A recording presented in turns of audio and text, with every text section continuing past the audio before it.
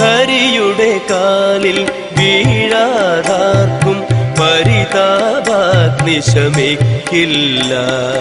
ഹരിയുടെ കാലിൽ വീഴാതാർക്കും പരിതാപാഗ്നി ശമിക്കില്ല.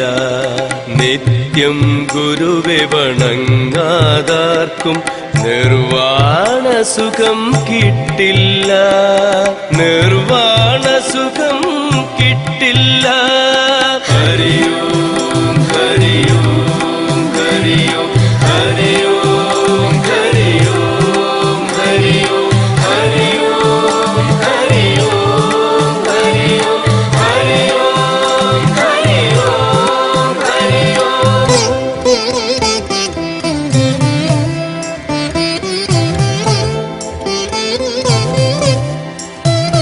നാമജപത്തിൽ മുഴുകാതാർക്കും ഈശനിലെത്താനാവില്ല.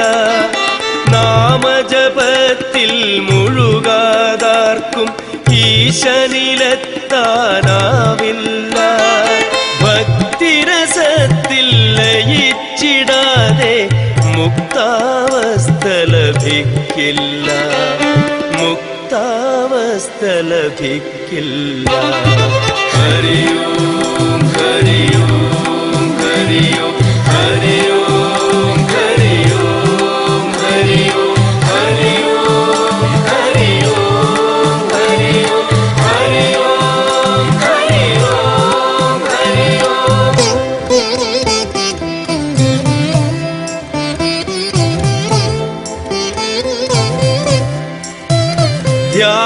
ധ്യാനജപാദികൾ ചെയ്തിടാത്തോൻ ആനന്ദാമൃത. ഗ്രന്ഥ അഷ്ടസാഹസ്രോ 12 സ്കന്ധ സംഹിത 18,000 ശ്ലോകങ്ങളും 12 സ്കന്ധങ്ങളുമുള്ള പരീക്ഷ സുഖ സംവാദ ശൃണു ഭാഗവതം ചുതൽ കിം ശ്രുതൈ ബഹുഭി ശാസ്ത്രൈ പുരാണൈശ്ച ബ്രഹ്മാവഹി ഏകം ഭാഗവതം ശാസ്ത്രം മുക്തിദാനേന ഗർജതി. എന്തിന് കിം ശ്രുതി? അനവധി ഗ്രന്ഥങ്ങൾ എന്തിനു കേൾക്കണം? ആകെ കൺഫ്യൂഷൻ ഉണ്ടാക്കരുത് പറയാണ്.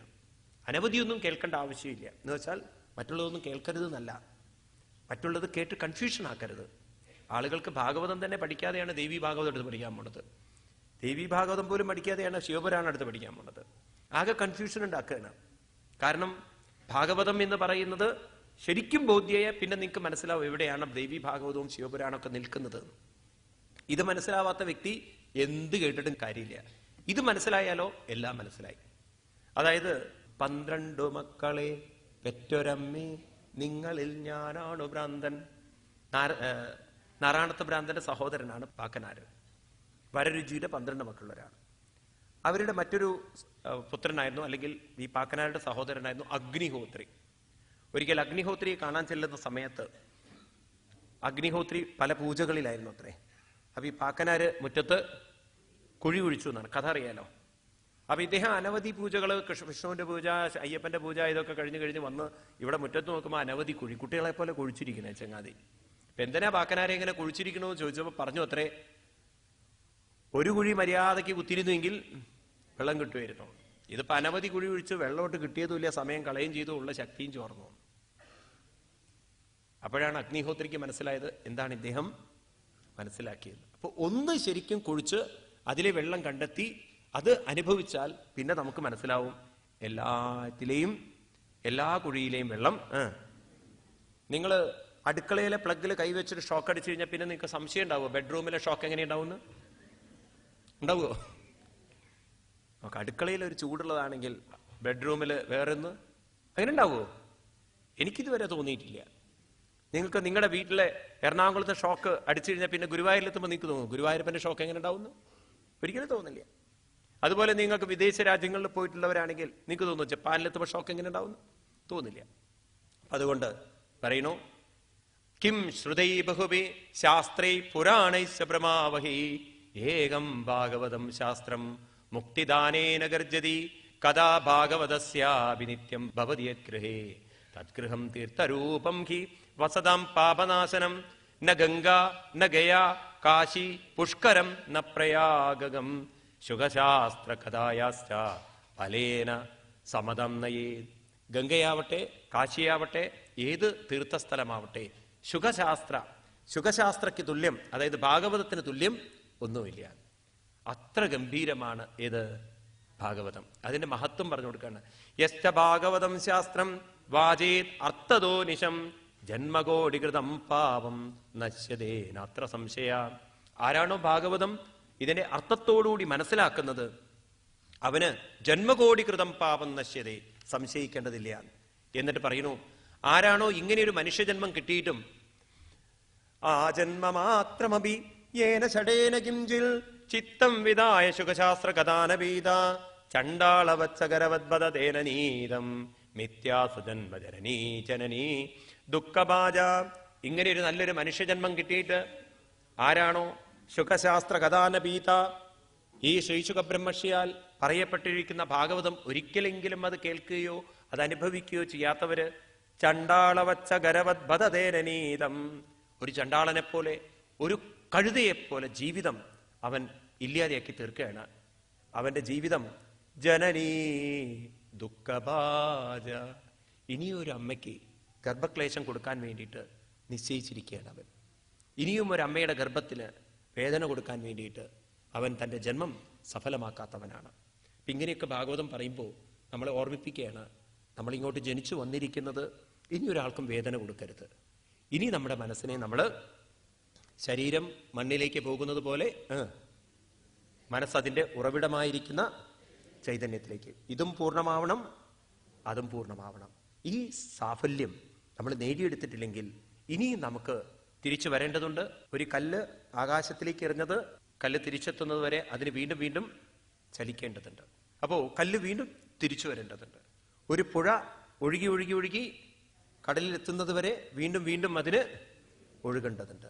ഇതുപോലെ മനസ്സ് എവിടെ നിന്ന് പുറപ്പെട്ടുവോ അവിടെ എത്തിച്ചേരുന്നത് വരെ അതിന് ചലിക്കേണ്ടതുണ്ട്. ഒരു രക്ഷയുമില്ല. ഇനിയൊരു ജന്മം വേണോ വേണ്ടോ എന്ന് നിശ്ചയിക്കുന്നത് ഈശ്വരനല്ല, ഇനിയൊരു ജന്മം വേണോ വേണ്ടോ എന്ന് നിശ്ചയിക്കുന്നത് നമ്മളാണ്. അതുകൊണ്ട് ഇങ്ങനെയൊരു മഹത്തായ ജീവിതം കിട്ടിയിട്ട് ജീവശവോ നിഗദിത സതുപാപകർമ്മ യേന ശ്രുതം സുഖകഥാ ഭജനം നകിഞ്ചിൽ ദിക്തം നരം വശു സമംബു വിഭാരൂപം ഏവം വദന്തി ദിവി ദേവസമാജമുഖ്യ. ദേവന്മാരുടെ സാന്നിധ്യത്തില് പറയാണ്, നോക്കൂ, ആരാണോ ഈ ഭാഗവതത്തെ ജീവിച്ചിരിക്കുന്ന സമയത്ത് കേൾക്കാത്തത്, ജീവച്ഛവോ, അവൻ ജീവിച്ചിരിക്കുമ്പോഴേ ശവമാണ്. പാപകർമ്മ, പാപവൃത്തിയിൽ മനസ്സ് വെച്ചിരിക്കുന്നവനാണ്. അതുകൊണ്ടാണ് സുഖകഥാ വചനം നകിഞ്ചിൽ ശ്രുതം, ഈ സുഖബ്രഹ്മർഷി പറഞ്ഞിരിക്കുന്ന ഭാഗവതം കേൾക്കാൻ അവന് തോന്നാത്തത്. ദിക്തം നരം പരിശ്രമം ഭുവിഭാരരൂപം, ഈ ഭൂമിക്ക് ഭാരമാവാൻ വേണ്ടി മനുഷ്യരൂപം ഉണ്ടെങ്കിലും അവൻ മൃഗരൂപത്തിൽ ചരിക്കുന്നവനാണ്. ഇപ്രകാരം പറഞ്ഞ്, അതുകൊണ്ട് നിങ്ങൾ ഭാഗ്യം ചെയ്തവനാണ്. കോടി ജന്മ സമുത്തേന പുണ്യേനൈവതു ലഭ്യതേ, നിങ്ങളെല്ലാം സുഹൃതികളാണ്. അതുകൊണ്ടാണ് ഇന്ന് നിങ്ങൾക്ക് ഭാഗവതം നിങ്ങൾക്ക് കിട്ടിയിരിക്കുന്നത്. അതുകൊണ്ട് ശ്രദ്ധാത ശ്രവണേ നിത്യം, ശ്രദ്ധയോടെ ഈ ഭാഗവതം കേൾക്കൂ. യത്ഫലം നാസ്തി തപസാം ന യോഗേന സമാധിനാ അനായാസേന തൽസർവം സപ്താഹ ശ്രവണീലബിൽ. ഈ ഭാഗവതം നിങ്ങൾക്ക് ഉന്നതി ഉണ്ടാക്കി തരും എന്നെല്ലാം പറഞ്ഞ് ആ കാര്യങ്ങളൊക്കെ പറഞ്ഞപ്പോൾ ഒരു ചോദ്യം ചോദിക്കുകയാണ്. എന്താവോ ഈ ഭാഗവതത്തിന് ഇത്രയൊരു മഹത്വം? സാശ്ചര്യമേതൽ കഥിതം കഥാനകം ജ്ഞാനാദിധർമ്മം വിഗണയ്യ സാമ്രതം നിശ്രേയസേ ഭാഗവതം പുരാണം ജാതം കുതോ യോഗവിദാദി സൂചകം. അങ്ങ് ഈ ഭാഗവതത്തിനെ ഇത്ര ഉയർത്തി ഉയർത്തി ഉയർത്തി പറയുന്നു. എന്താ മറ്റുള്ള ഗ്രന്ഥങ്ങൾക്കൊന്നും ഇത്ര ശക്തിയില്ലേ? എന്താ ഭാഗവതത്തിന് ഇത്ര മഹത്വം എന്ന് ഭാഗവതത്തിന്റെ മഹത്വത്തെക്കുറിച്ച് ചോദിച്ചപ്പോ സൂതൻ പറയാണ്, അതിനൊരു കാരണമുണ്ട്. എന്താണ് ഈ ഭാഗവതത്തിന് മറ്റുള്ള പുരാണങ്ങളിൽ നിന്നും വ്യത്യസ്തമായൊരു കാരണം പറയുന്നു. ശ്രീസൂതൗവാചാം കൃഷ്ണോദരം ധിക്വാ സ്വപദം ഗന്ധുമുദ്യതാം ഏകാദശം പരിശ്രുത്യാപി ഉദ്ധവോ വാക്യമബ്രവിൽ. ഭഗവാൻ ശരീരം ഉപേക്ഷിക്കാൻ തയ്യാറായി നിൽക്കുകയാണ്. 125ാമത്തെ വയസ്സ്. അപ്പോഴാണ് ആ ഭഗവാന്റെ ദേഹവിയോഗം സഹിക്കാൻ വയ്യാതെ ഭഗവാന്റെ അടുത്ത് ഉദ്ധവർ വന്ന് നിൽക്കുന്നത്. ആ ഉദ്ധവർക്ക് ഭഗവാൻ ചില കാര്യങ്ങൾ പറഞ്ഞു കൊടുക്കുകയാണ് ഉദ്ധവരുടെ മനസ്സിനെ ഉയർത്താൻ. അപ്പോൾ ഉദ്ധവർ ചോദിക്കുകയാണ്, അങ്ങ് ഇവിടുന്ന് പോയി കഴിഞ്ഞാൽ എങ്ങനെയാണ് ഭഗവാനെ വരുന്ന തലമുറകളിലെ ആളുകളുടെ മനസ്സിനെ ഉയർത്താൻ സാധിക്കുകയാണ്. അപ്പൊ ഭഗവാൻ അതിനൊരു ഉപായം പറഞ്ഞു കൊടുക്കുന്നു. അതെന്താണ്? അവ്യക്തോ അക്ഷരൈത്യുക്ത തമാഹു പരമാം ഗതിം.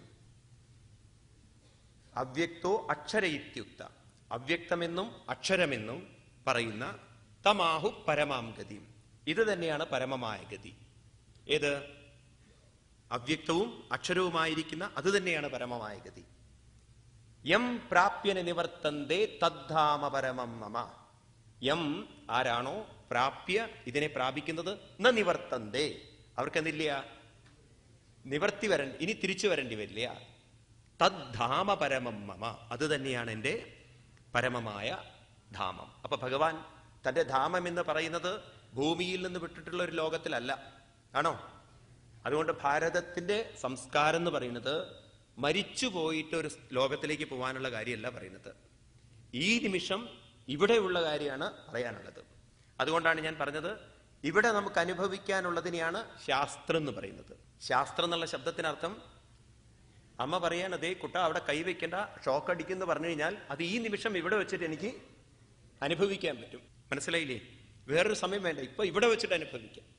ഇതുപോലെ നിങ്ങളോട് പറയാണ്, നിങ്ങളുടെ മനസ്സിനെ പ്രവർത്തിപ്പിക്കുന്നത്, ഉണർത്തുന്നത്, പ്രവർത്തിപ്പിക്കുന്നത്, ഉറങ്ങുമ്പോൾ നിലനിർത്തുന്നത് അത് തന്നെയാണ് ഈശ്വരൻ എന്ന് പറഞ്ഞു കഴിഞ്ഞാൽ അത് മനസ്സിലാക്കാൻ നിങ്ങൾക്ക് വേറൊരു ദിവസം വേണോ? ഇവിടെ ഈ നിമിഷം മനസ്സിലാക്കാൻ പറ്റില്ലേ? അതുകൊണ്ട് ഈ നിമിഷം ഇവിടെ വെച്ച് മനസ്സിലാക്കാൻ സാധിക്കുന്നതിനെയാണ് ശാസ്ത്രം എന്ന് പറയുന്നത്. അതുകൊണ്ട് ഭാരതീയ സംസ്കാരം മാത്രമാണ് ശാസ്ത്രം. മറ്റുള്ള സംസ്കാരങ്ങളെ ശാസ്ത്രം എന്ന് വിളിക്കാൻ പറ്റില്ല. എന്തുകൊണ്ടാന്ന് വെച്ചാൽ അവർക്കൊക്കെ പറയാനുള്ളത് മരിച്ചുപോയതിന് ശേഷമുള്ള കാര്യമാണ്. ഏതായാലും ആ ശാസ്ത്രത്തെയാണ് നമുക്ക് ഭാഗവതം വളരെ വ്യക്തമായി പറഞ്ഞ് മനസ്സിലാക്കി തരുന്നത്. അപ്പൊ ഇന്നലെ നമ്മളൊരു കഥ കണ്ടു, ഭക്തിദേവിയുടെ കഥ. പാവം ദേവി തളർന്നു. കാരണം ദേവിയുടെ 2 കുട്ടികൾ തളർന്നു. അവരുടെ പേരായിരുന്നു ജ്ഞാനവും വൈരാഗ്യം. ഇതെന്താ നമ്മൾ പറഞ്ഞിട്ടില്ലേ, അതങ്ങനെ വെച്ചിരിക്കുകയാണ്. ഏതായാലും അവര് നാരദ മഹർഷി കാണുന്നു. നാരദ മഹർഷി അവരുടെ തളർച്ച മാറ്റാൻ വേണ്ടിയിട്ട് വേദങ്ങൾ ചൊല്ലി നോക്കി, ഗീത ചൊല്ലി നോക്കി, അവർ ഉണർന്നില്ല. പിന്നീട് നാരദ മഹർഷി ധ്യാനനിരതനായി. അപ്പൊ പറഞ്ഞു, ദുഃഖിക്കേണ്ട, ഒരു സത്കർമ്മം ചെയ്താൽ മതിയെന്ന്. അപ്പൊ എന്താ സത്കർമ്മം എന്നുള്ള അദ്ദേഹത്തിന് അറിയില്ല. മഹാത്മാക്കളോട് ചോദിക്കൂ എന്ന് പറഞ്ഞു. അങ്ങനെ മഹാത്മാക്കളോട് അന്വേഷിച്ച് ഉത്തരം കിട്ടിയില്ല. ബദ്രീനാഥിലെത്തി സനൽകുമാരാദി മഹർഷിമാരെ കണ്ടു. അപ്പൊ അവര് പറഞ്ഞു, എന്താ മഹർഷിയെ, അങ്ങേക്ക് അറിയാത്ത വല്ലതും ഉണ്ടോ? എന്നിട്ട് പറഞ്ഞ് കാര്യം ഇതാണ്, അങ്ങ് പണ്ട് വേദവ്യാസ മഹർഷിക്ക് പറഞ്ഞു കൊടുത്തില്ലേ അദ്ദേഹത്തിന്റെ മനസ്സിനെ ഉയർത്താൻ വേണ്ടിയിട്ട്, അത് തന്നെയാണ് ഭക്തിദേവിയെ ഉയർത്താനുള്ള മാർഗം എന്ന് പറഞ്ഞപ്പോ നാരദ മഹർഷി ചോദിക്കുകയാണ്, നോക്കൂ, ഈ ഭാഗവതത്തിലെ ഓരോ വരിയും വേദാർത്ഥമല്ലേ? വേദത്തിൽ നിന്ന് വിട്ടതൊന്നും ഭാഗവതത്തിന് പറയാനില്ലല്ലോ. പിന്നെ ഭാഗവതത്തിന് എന്താ ഒരു പ്രത്യേകത ഉള്ളത്? അപ്പൊ പറയാണ്, ഭാഗവതത്തിന്റെ പ്രത്യേകത എന്താന്ന് വെച്ചാൽ, കരിമ്പ് അതിൽ മുഴുവൻ മധുരം ഉണ്ടെങ്കിലും അതിലെ മധുരം നമുക്ക് എടുക്കണമെങ്കിൽ ഒന്ന് ചവച്ചരിക്കണം. എന്നാൽ ആ കരിമ്പിൽ നിന്നെടുത്ത ശർക്കര കഴിക്കുമ്പോഴോ ഡയറക്റ്റ് അല്ലേ? ഇതുപോലെയാണ് ഭാഗവതം. അതായത് വേദത്തിലെ തത്വങ്ങൾ മനസ്സിലാക്കണമെങ്കിൽ ലേശം ബുദ്ധിമുട്ടുണ്ട്.